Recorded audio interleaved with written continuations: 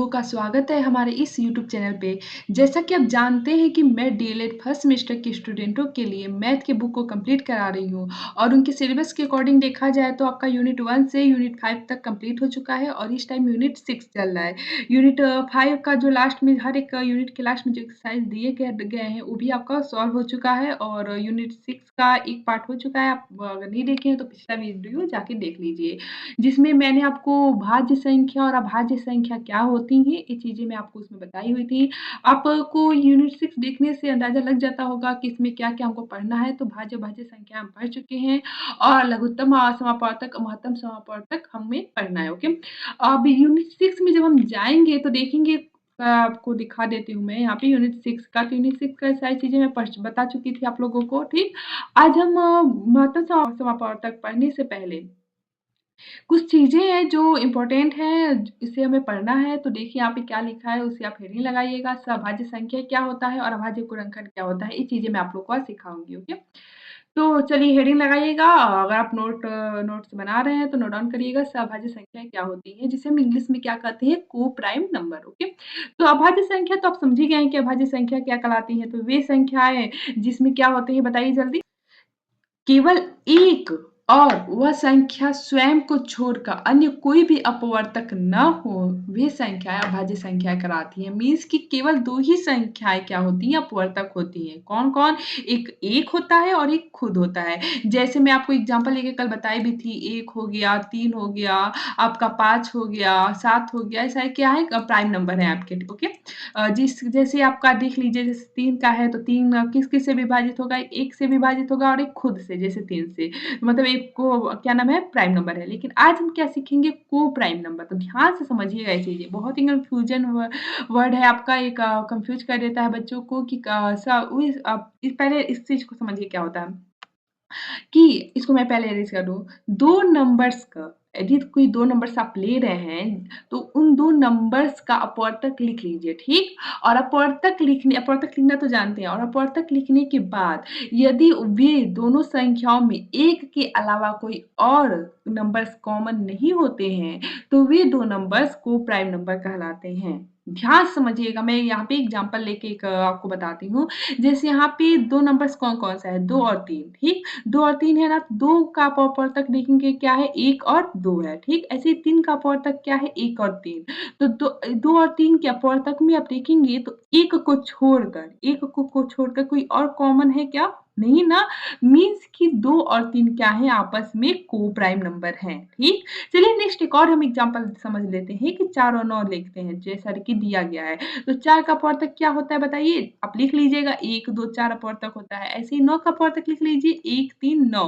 तो यहाँ पे भी आप देखेंगे तो 1 के अलावा अगर 1 को हम हटा दें, काट दें, तो 1 के अलावा कोई और कॉमन है क्या? कोई भी नंबर इन दोनों में, 4 का अपवर्तक और 9 के अपवर्तक में देखेंगे तो कोई कॉमन है? नहीं कॉमन है ना?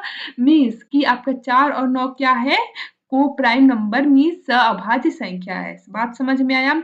वही अगर मैं लिखूँ कि क्या 2, मैं आपसे पूछ रही हूँ, आप बताइए, क्या 2 और 4 को हम को-प्राइम नंबर बोल सकते हैं? बताइए जल्दी। तो नहीं। ध्यान रहे, 2 का अपवर्तक हम लिखेंगे तो 1 और 2 होगा, 4 का अपवर्तक लिखेंगे तो क्या होगा बताइए? 1, 2, 4 होगा ना? 1, 2, 4। तो आप देखेंगे तो इसमें क्या है? 1 के अलावा, 1 को अगर हम काट दें तो 1 के अलावा क्या कॉमन है कोई? तो बिल्कुल है, 2 है यहाँ पे, इसमें भी 2 है, इसमें भी 2 है। मीन्स कि 2 और 4 को हम क्या नाम है, को-प्राइम नंबर हम नहीं बोल सकते। तो चीज़ें समझ में आ रही है, को-प्राइम नंबर किसको कहते हैं?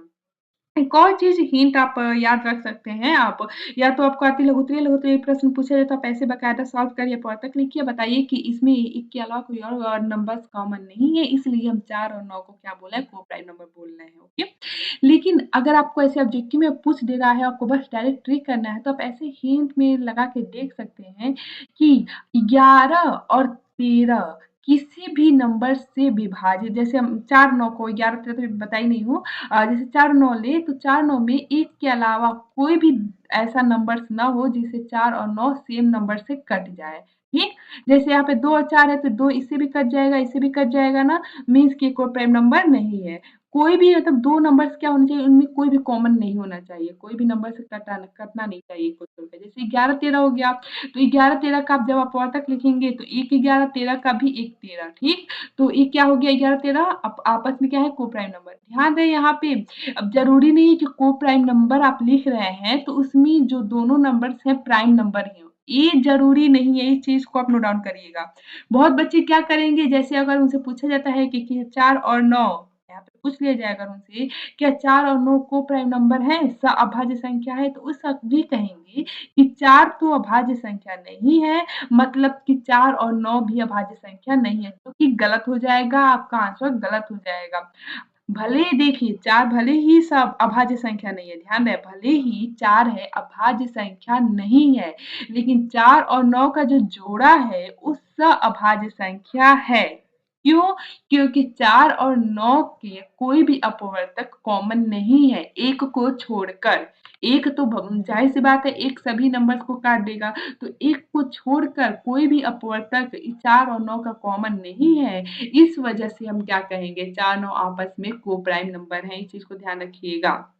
जैसे यहाँ पे आप देखेंगे 9 और 25, 9 और 25 भी क्या है को-प्राइम नंबर हैं, लेकिन जो 9 है ना प्राइम नंबर नहीं है। आप ध्यान से आप पिछला वीडियो का देखें तो जानते होंगे कि 9 के क्या-क्या अपवर्तक होते हैं, 1 होता है, 3 होता है और 9 होता है। और हम सीख चुके हैं कि जिसके केवल 2 अपवर्तक होते हैं कि 1 और एक खुद नंबर वही केवल क्या होता है प्राइम होता है, अभाज्य होता है। और यहाँ पे तो 3 है इसलिए ये 9 क्या है प्राइम नंबर नहीं है, अभाज्य संख्या नहीं है। लेकिन 9 और 25 आपस में क्या है को-प्राइम नंबर है। क्यों? क्योंकि 9 और 25 में कोई भी अपवर्तक कॉमन नहीं है। कोई भी आपका क्या है गुणनखंड फैक्टर कॉमन नहीं है। देखिए 9 का हम क्या लिखे हैं यहाँ पे देखिए नीचे 1 3 9 है ठीक? ऐसे 25 का क्या-क्या है 1 5 25 है। तो 1 को छोड़कर क्या कोई अपवर्तक कॉमन है क्या? नहीं ना। इस वजह से 9 और 25 आपस में क्या है को-प्राइम नंबर हैं। ओके? या आई होप कि यहाँ तक आपको चीज़ें समझ में आ रही हैं क्योंकि बहुत ही अच्छे तरीके से मैं यहाँ पे समझाई हूँ आप लोगों को एग्ज़ाम्पल ले लेके और आई होप ये चीज़ें समझ में आती होंगी। चलिए मैं कुछ पूछती हूँ आपसे, आप बताइएगा। अच्छा बताइए, क्या मैं आप लोगों को बोल सकती हूँ कि 5 और 9 आपस में बताइए आप 5 और 9 क्या है? को-प्राइम नंबर हैं? बताइए जल्दी। तो अब ये नहीं आप कहिएगा कि 9 प्राइम नंबर नहीं है, इस वज़ह से 5 और 9 को-प्राइम नंबर नहीं है, ये गलत हो जाएगा। 9 से हमको लेना-देना नहीं है, 9 भले ही आपका अभाज्य नहीं है, भले ही 9 आपका क्या है भाज्य हो, भले ही 9 भाज्य हो, लेकिन 5 के साथ एक को-प्राइम नंबर कहलाएगा। ठीक? सह-अभाज्य संख्या कहलाएगा। क्योंकि 5 में और 9 के अपवर्तक हम लिखेंगे तो 5 और 9 में 1 के अलावा कोई भी कॉमन नहीं होगा अपवर्तक। जैसे 5 का लिखेंगे तो 1 5 और 9 का लिखेंगे तो 1 हो जाएगा, 3 हो जाएगा और बताइए 9 हो जाएगा। तो यहाँ पे कोई कॉमन है क्या 1 के अलावा? नहीं ना, तो मतलब क्या हो गया 5 और 9 को-प्राइम नंबर है। ठीक? समझ में आया? चलिए आगे देखते हैं आगे क्या कहता है, इसको मैं एरेज़ कर देती हूँ। आगे देखिएगा, आगे क्या कहता है आपको क्वेश्चन पूछ रहा है कि जो स्टूडेंटों से पूछना है यहाँ पे कि कौन-सा अपवर्तक 2 और 3 दोनों में विद्यमान है, मतलब दोनों में कॉमन है, ओके? विद्यमान मतलब 2 में भी है और 3 में भी है अपवर्तक, कौन-सा है? तो एक ऐसा है जो 2 में भी है और 3 में भी है, आप देख सकते हैं यहाँ पे 2 लिखा है ना, तो 2 का अपवर्तक 1 2 3 का 1 3 तो 1 क्या है दोनों में, ओके? नेक्स्ट देखिएगा, नेक्स्ट क्या पूछ रहा है 9 और 25 के उभयनिष्ठ अपवर्तक। देखिए एक ही चीज़ को कैसे घुमा-घुमा के पूछा जा रहा है। यहाँ पे क्या पूछा है दोनों में विद्यमान है और यहाँ पे क्या पूछ रहा है उभयनिष्ठ। उभयनिष्ठ का मतलब ही होता है कॉमन दोनों में हो। तो 9 और 25 में क्या है जो दोनों में है? कौन-सा अपवर्तक है बताइए? तो एक ही है, यहाँ पे देखिए 9 और 25 का यहाँ पे दिया था। तो 9 और 25 में आप देख रहे हैं कि एक ही क्या है दोनों में कॉमन है, उभयनिष्ठ है। उसी को उभयनिष्ठ बोला जाता है जो दोनों में हो, ठीक? नेक्स्ट क्या कर रहा है चारों संख्या युग्म में उभयनिष्ठ अपवर्तक बताइए। तो चारों संख्याएँ दी गई हैं यहाँ पे 2, 3, 4, 9, 11, 13, 9, 25 इन चारों में उभयनिष्ठ कौन-सा है? तो उभयनिष्ठ एक ही है, ठीक? एक ही चीज़ को देखिए कैसे घुमा-घुमा के पूछा गया है, ठीक? तो चीज़ समझ में आया? देखिए वही चीज़ आपको यहाँ पे बताया है कि इन संख्या युग्मों में उभयनिष्ठ अपवर्तक केवल एक है। ऐसी 2 संख्याएँ सहभाज्य संख्याएँ कहलाती हैं। यहाँ पे डेफिनिशन लिखा भी हुआ है, आप चाहें तो इसे भी लिख सकते हैं। मैं जो बोली हूँ वही सेम चीज़ लिखा है कि 2 संख्याएँ सहभाज्य संख्याएँ कहलाती हैं यदि उनमें एक के अतिरिक्त कोई अन्य उभयनिष्ठ अपवर्तक कोई भी अन्य व्हेन/फॉर तक ना हो। देखिए गुणनखंड वही चीज़ बोल रहा है। चलिए, यहाँ तक समझ में आया? नेक्स्ट हेडिंग लगाइएगा अभाज्य गुणनखंड। अभाज्य गुणनखंड क्या होता है, ठीक? तो यहाँ पे देखिएगा मैं आपको डेफ़िनिशन पहले लिखवा देती हूँ, पहले आप इस डेफ़िनिशन को लिख लीजिए यहाँ पे मैं 1 सेकंड में नीचे करती हूँ, स्क्रॉल करती हूँ। यहाँ पे देख लीजिए ब्लॉक में लिखा गया है ना, यदि किसी संख्या के सभी गुणनखंड यदि किसी संख्या के जितने भी फैक्टर होते हैं, गुणनखंड होते हैं, वे अभाज्य संख्याएँ हैं, तो वे क्या कहलाएँगी? जो संख्या है वो क्या कहलाएँगी? अभाज्य गुणनखंड कहलाएँगे, जो गुणनखंड है, ठीक? जैसे यहाँ पे आप एग्ज़ाम्पल लगाइएगा, पहले एग्ज़ाम्पल लिखिएगा। जैसे यहाँ पे 84 है ना, 84 84 में आप कैसे लिख सकते हैं? 12 सत्तेईस 84 12 इंटू 7 लिख सकते हैं ना 12 इंटू 7 तो यहाँ पे आप देखेंगे जैसे हम इसमें यहाँ पे 84 को कितने गुणनखंड में बाँट रहे हैं? 2 गुणनखंड में बाँटे हैं ना? एक 12 और एक 7 तो यहाँ पे हम देखेंगे क्या 12 आपका अभाज्य है? नहीं न है, 12 अभाज्य नहीं है। इसे हम अभाज्य गुणनखंड नहीं बोलेंगे। क्यों नहीं बोलेंगे? क्योंकि यहाँ पे 12 क्या है? भाज्य है, ठीक? इस वजह से हमें क्या मालूम है? अभी मैं यहाँ पे डेफिनिशन में लिखवाई हूँ। यदि किसी संख्या के जितने भी गुणनखंड हैं, सभी अभाज्य होंगी, तभी हम उन्हें अभाज्य गुणनखंड बोलेंगे, अदरवाइज़ नहीं बोलेंगे, ठीक? तो यहाँ पे 12 गुणे 7 है, तो क्या हम अभाज्य गुणनखंड बोलेंगे? बिल्कुल नहीं बोलेंगे क्योंकि यहाँ पे 12 क्या है? भाज्य है, ठीक? ऐसे अगर 12 84 को हम ऐसे लिखें 4 इंटू 3 इंटू 7 तो क्या यहाँ पे कितने गुणनखंड है? पहले बताइए कितने गुणनखंड है? मतलब इसका जो गुणा है, इसको कितने खंडों में हम बाँटेंगे तो 84 बन जाएगा। कितनी संख्याएँ हम यहाँ पे लिखे हैं 4 इंटू 3 इंटू 7 मतलब इनका आपस में गुणा करेंगे तो 84 तो आ जाएगा। लेकिन यहाँ पे पूछा जाएगा कितने गुणनखंड है? तो 3 गुणनखंड है, ठीक? 4, 3, 7 और कितने भाज्य हैं और कितने अभाज्य हैं? तो यहाँ पे आप देखेंगे 4 क्या है? भाज्य है और 3 और 7 क्या है? अभाज्य है। आप चीज़ें पहचान सकते हैं कि भाज्य के कौन-सा है, अभाज्य कौन-सा है। आपको आपको बाकायदे पूरा पिछले वीडियो में बताया जा चुका है। तो यहाँ पे 4 भाज्य है, इस वजह से क्या हम इस जो भी गुणनखंड है 4, 3, 7 तो क्या हम इनको अभाज्य गुणनखंड बोलेंगे? बिल्कुल नहीं। क्यों? क्योंकि हमारे सारे गुणनखंड अभाज्य होने चाहिए, ओके?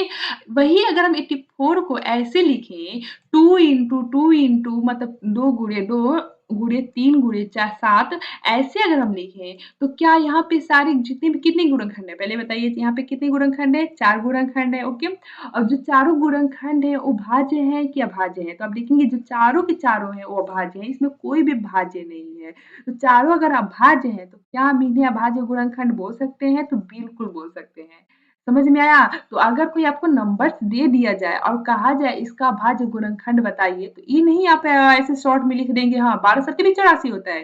बिल्कुल सही है, आपका ये गलत नहीं है 12 सत्ते 84 होता है, लेकिन इसे हम अभाज्य गुणनखंड नहीं बोलेंगे क्योंकि यहाँ पे 12 भाज्य है, ध्यान रहे। अगर आपसे क्वेश्चन में पूछा जाएगा कि 84 का अभाज्य गुणनखंड लिखिए, तो आप 12 गुणे 7 नहीं लिखेंगे, 4 गुणे 3 गुणे 7 नहीं लिखेंगे, क्या लिखेंगे आप 2 इंटू 2 इंटू 3 इंटू 7 आप छोटे से छोटा एकदम स्टार्टिंग से ही नहीं स्टार्ट करिए। आप महत्तम निकालना जानते हैं, महत्तम मैं आपको बताई हुई हूँ कैसे निकालते हैं, महत्तम समापवर्तक कैसे निकालते हैं, पिछले वीडियो में हम लोग सीख चुके हैं।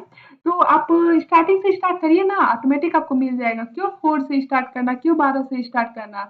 आपको मैं बताई थी ना ऐसे अगर आप 84 है 1 सेकंड हाँ, अगर यहाँ पे आपका 84 है, तो आप डायरेक्ट ही यहाँ से आपको मैं ऐसे सिखाई थी ना ऐसे करना, लसा देना कैसे देते हैं, तो 2 से करिए 2 चौको 8, 2 दूना 4 ठीक, फिर 2 से करिए 2 दूना 4, 2 एकम में 2, फिर 2 से नहीं कटेगा, किससे कटेगा? 3 से कट जाएगा, कितनी बार में? 7 बार में, फिर 7 से कटेगा 1 बार में, बस आपका देखिए अपने आप आपका अभाज्य गुणनखंड निकल गया। फिर आप देख लीजिए कि हाँ, सभी के सभी क्या हैं? अभाज्य हैं ना? तो हाँ, बिल्कुल अभाज्य हैं, तो आपका अभाज्य गुणनखंड निकल गया। तो कोई भी आपसे नंबर पूछा जा रहा है और उसका अभाज्य गुणनखंड बोला जा रहा है निकालने के लिए, तो आप ऐसे लसा दे सकते हैं, ठीक? और जो भी नंबर्स आ रहे हैं उसको ऐसे लिख लीजिए, ठीक? लिखने के बाद देख लीजिए कि क्या अच्छा सभी नंबर्स अभाज्य हैं, तो अगर अभाज्य हैं तो अभाज्य गुणनखंड आपका सही है, ओके? चलिए आगे देखिएगा, चीज़ें समझ में आई ना? मतलब क्या है सभी गुणनखंड क्या होने चाहिए? अभाज्य होने चाहिए। चलिए पहला देखिए क्या कह रहा है, प्रथम गुणनफल में भाज्य और अभाज्य संख्या बताइए। मैं आपको बता ही दी, चलिए बताइए जल्दी आप बताइए। यहाँ पे प्रथम जो गुणनफल है, जो प्रथम गुणनफल है, इसमें भाज्य संख्या कौन-सी है? भाज्य 12 है और अभाज्य संख्या 7 है, ठीक? सेकंड क्या कह रहा है, द्वितीय गुणनफल में कितने गुणनखंड हैं? तो कितने गुणनखंड है बताइए? जो द्वितीय गुणनफल है इसमें कितने गुणनखंड है? 3, 4, 3, 7। फिर नेक्स्ट क्या कह रहा है? इनमें भाज्य और अभाज्य संख्या ज्ञात करें। तो भाज्य संख्या 4 है और अभाज्य संख्या 3 और 7 है। इस चीज़ को जल्दी से नोट्स में आप नोट डाउन कर लीजिएगा। देखिए कितनी अच्छे से एक्सरसाइज करा रहा है आपको, चीज़ें समझाने के बाद कुछ क्वेश्चन भी दे रहा है जिससे आप क्या करें, आप खुद से प्रैक्टिस कर सकें। चलिए नेक्स्ट देखिए क्या लिख रहा है। इसको मैं एडिट कर दूँ। तीसरे गुणनफल में भाज्य और अभाज्य संख्या बताइए। तो तीसरा गुणनफल ए है और इसमें भाज्य और अभाज्य संख्या बताना है। तो भाज्य संख्या तो है ही नहीं, तो भाज्य संख्या हम कुछ बताएँगे ही नहीं, बस नहीं है। और भाज्य संख्या कितने हैं? तो अभाज्य संख्या 4 अभाज्य संख्या गुणनखंड 4 है। कौन-कौन से? 2 अभाज्य 2 है और 3 है और 7 है। ठीक? समझ में आया?